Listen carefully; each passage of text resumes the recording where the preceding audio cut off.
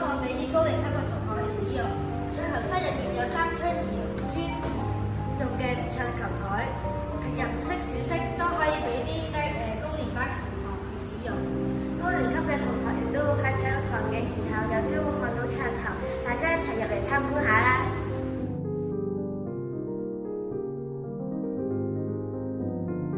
桌球室入邊有好多個唔同嘅桌球用具，包含打波嘅 Q， 即係球桿。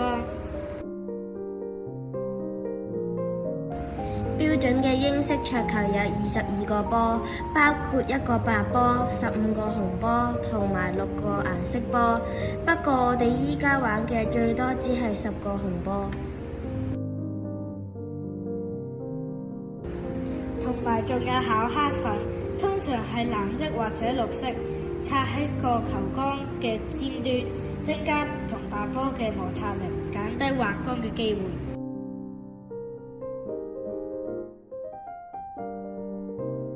喺桌球台上面仲有紅波嘅時候，球手需要打入1個紅波，然後以1個顏色波為目標。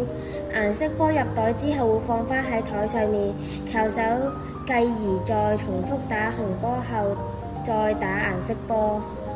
當台上面再冇紅波嘅時候，球手就可以順序打入黃、綠、啡、藍、粉紅同埋黑色。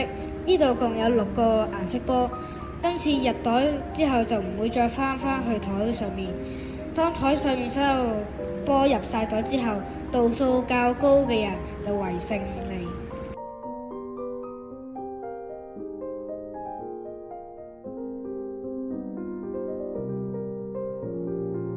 枕手打開5隻手指，其後將拇指搭喺食指上面，與食指指骨形成一個 V 字，再將球桿放喺 V 字上面，同時手心微微抬起。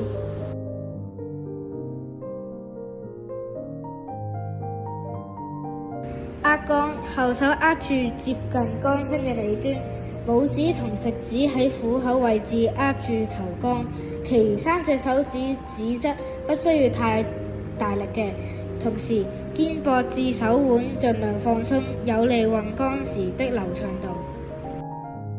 站至身體面向球台，兩腳並排及分開並肩膊闊度，若以右手握桿，左膝則稍微彎曲協助平衡，右腳就保持直立。